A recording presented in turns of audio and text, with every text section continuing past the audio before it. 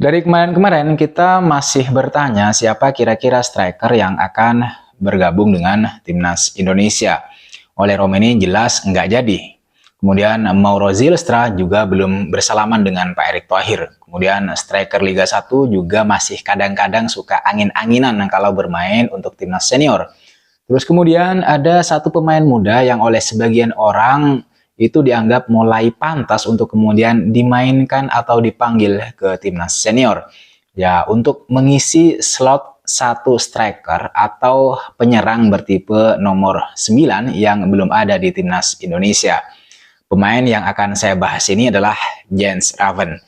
Tapi sabar dulu teman-teman, sebelum saya bahas lebih lanjut buat kalian yang baru bergabung, perkenalkan saya Latifianto, tuan rumah dari channel Latifianto, sebuah channel yang akan selalu membahas tentang dunia sepak bola, utamanya timnas Indonesia. Pokoknya segala hal yang berkaitan dengan timnas Indonesia akan selalu saya bahas di channel ini. Jadi bagi kalian yang berkenan, silahkan di subscribe dan jangan lupa klik tombol like-nya.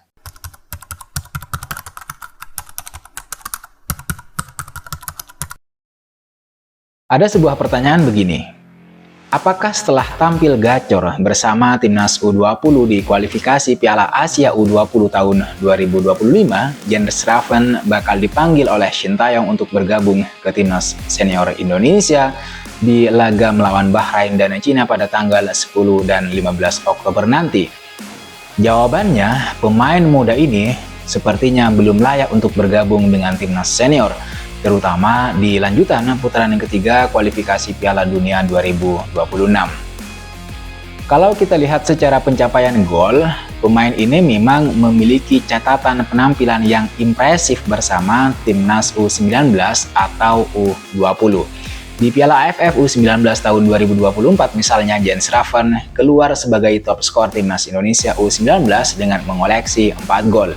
Berkat bantuan gol-gol dari Jens Raven ini, timnas Indonesia U19 juga keluar sebagai juara waktu itu.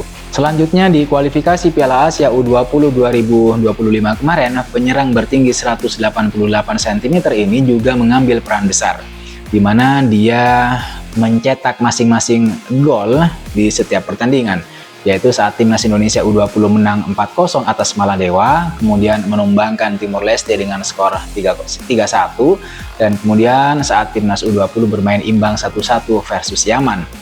Gol Jens Raven ini, terutama saat melawan Yaman, bisa dibilang sangat penting bagi timnas Indonesia U20 karena jika tidak ada gol dari Jens Raven ini, timnas U20 Indonesia berpotensi kalah dari Yaman sehingga harus menunggu nasib lolos atau tidak via jalur runner-up terbaik. Untungnya Jens Raven mencetak gol sekaligus membantu timnas Indonesia U20 bermain imbang 1-1 dengan Yaman. Sehingga hasil tersebut membuat timnas U20 finish sebagai juara grup F sekaligus lolos ke Piala Asia U20 2025. Di kualifikasi ini, Jens Raven juga menjadi top skor untuk Indonesia dengan 3 gol.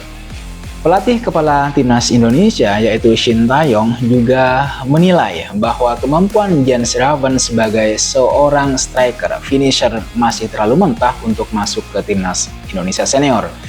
Apa yang ditampilkan oleh Jens Raven bersama timnas Indonesia U20 itu masih sangat kurang. Masih dibutuhkan power lebih dan kemudian daya juang yang besar untuk bisa bergabung dengan timnas Indonesia senior. Di lain pihak, ketika disinggung bagaimana potensi Jens Raven menuju tim senior, pelatih timnas U20 Indonesia yaitu Indra Safri juga mengatakan hal yang kurang lebih sama dengan Shin Tae-yong, bahwa sebaiknya sang pemain yaitu Jens Raven dibiarkan untuk matang terlebih dahulu di timnas U20. Saya memiliki analisis begini, Jens Raven tampil cukup impresif bersama timnas U20 karena tim yang dihadapi adalah sesama timnas U20, sehingga Jens Raven memiliki kualitas di atas yang lain. Back-back lawan di kualifikasi Piala Asia U20 tahun 2025 itu juga tidak sepower back-back yang akan dihadapi jika bergabung dengan timnas Indonesia senior. Itulah kenapa kemudian dia begitu menonjol saat tampil bersama timnas U20. Menurut saya, Belum layaknya Jan Schraven ini untuk bergabung dengan timnas Indonesia senior itu bukan hanya dari sisi kualitas saja, tapi juga dari sisi power.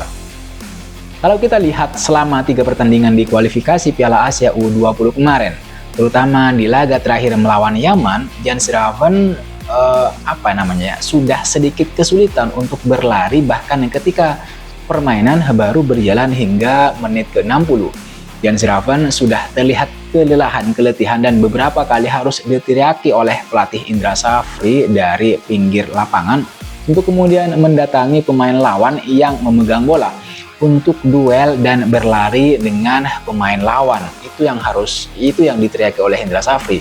Secara tenaga dan fighting spirit, pemain ini masih kurang.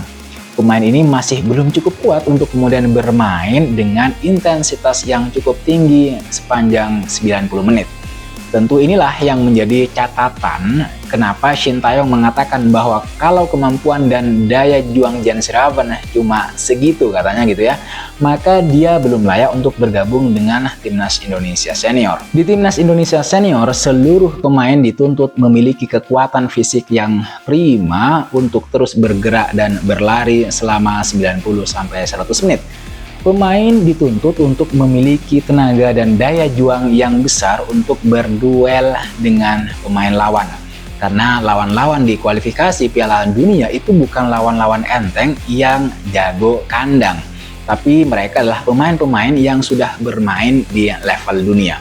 Artinya, pemain yang dibutuhkan oleh Shin Tae-yong untuk bergabung dengan timnas Indonesia senior, ya, yang pertama tentu saja dia memang harus memiliki kualitas bermain sepak bola di atas rata-rata. Kualitas ini misalnya bisa kita lihat pada diri seorang Jay Itzes, kemudian Calvin Verdong, Tom Haye, hingga Ragnar dan Rafael Struijk. Bahkan Rafael Struijk yang belum pernah mencetak gol sekalipun di timnas senior itu masih selalu Shin Tae-yong pakai begitu. Di sini kita lihat bahwa yang dibutuhkan oleh Shin Tae-yong itu bukan hanya soal bagaimana mencetak gol, tapi juga bagaimana fighting spirit yang dimiliki oleh pemain tersebut untuk kemudian minimal turun naik membantu penyerangan dan kemudian pertahanan timnas Indonesia. Teman-teman bisa lihat fighting spirit para pemain timnas Indonesia misalnya saat menahan imbang Arab Saudi dan Australia. Hampir tidak ada pemain Indonesia yang terlihat kelelahan di atas lapangan untuk terus bergerak dan kemudian berlari. Di laga melawan Arab Saudi misalnya, Ragnar Oratmangun itu tak henti-hentinya untuk berlari, menyerang atau turun ke belakang untuk membantu lini belakang, untuk membantu lini pertahanan. Bahkan meskipun jelas sekali gitu ya, saat itu Ragnar kelelahan, tapi pemain ini masih terus berlari dan terus berlari. Ini bukti bahwa yang dibutuhkan oleh Shin Tae-yong adalah pemain yang memiliki kekuatan, power, serta daya juang, fighting spirit yang besar untuk timnas Indonesia. Nah, Jan Schraven di laga melawan Yaman terutama, menurut saya pemain ini masih belum menunjukkan spirit itu, fighting spirit. Selain satu gol yang dia ciptakan ke gawang Yaman, dia sudah keteteran di menit ke-60-an.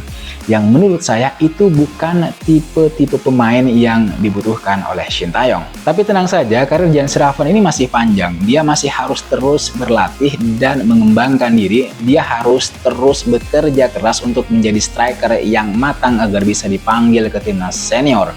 Jan Schraven masih memiliki banyak waktu untuk terus berkembang, untuk terus tumbuh, untuk kemudian membuktikan diri kepada Shin Tae-yong bahwa dia memang layak untuk membela timnas Indonesia senior. Dan itu nanti ya, bukan sekarang.